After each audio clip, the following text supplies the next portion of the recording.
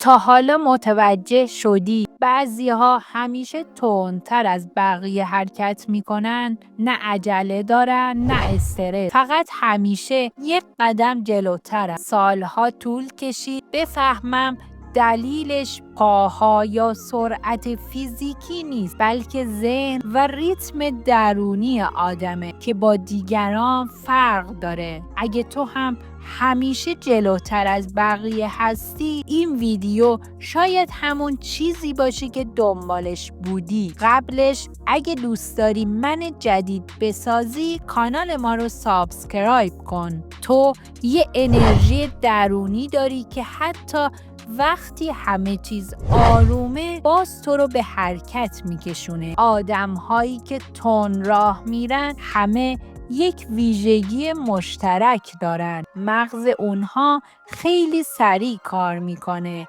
این یعنی زود تصمیم میگیرن، کارها رو سریع میفهمن و تحلیل میکنن. واکنششون فوریه. این اسمش عجله یا استرس نیست. این فقط هماهنگی عادی بین ذهن و بدن شماست. وقتی همه چیز کند میشه حوصلتون سر میره و آروم نیستین. این به خاطر اینه که سرعت طبیعی شما از بقیه بیشتره، نه اینکه نگران باشی. بعضی‌ها با آهسته شدن حالشون خوبه، اما تو وقتی راه میری آروم میشی. حرکت کردن مثل تنظیم ذهن شما عمل میکنه. تو آدم اقدام کردنی، نه آدم توقف. اگه از معطل شدن بدت میاد، اگه کار رو باید همون لحظه تموم کنی، اگه تأخیر برات زنگ خطره، این یعنی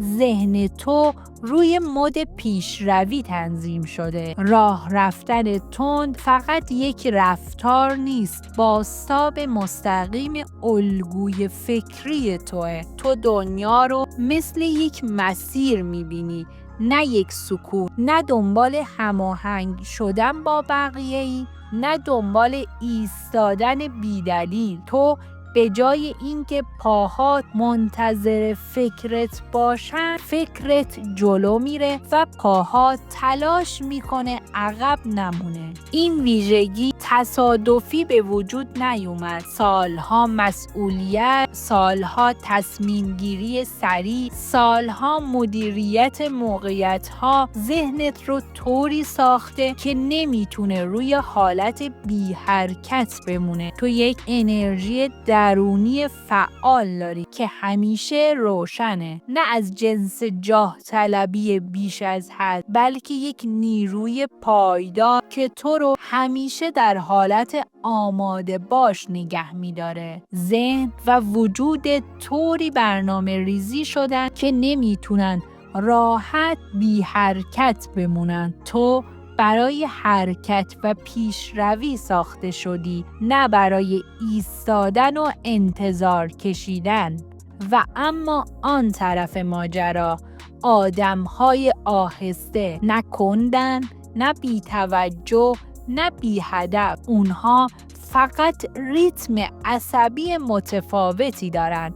ذهنی که آرامتر پردازش میکنه از مسیر بیشتر لذت میبره تا از سرعت. نه بهترن نه بدتر، دو دنیای متفاوتن. حالا نوبت توه. تو جزء کدوم دسته ای؟ ریتم تند یا آهسته؟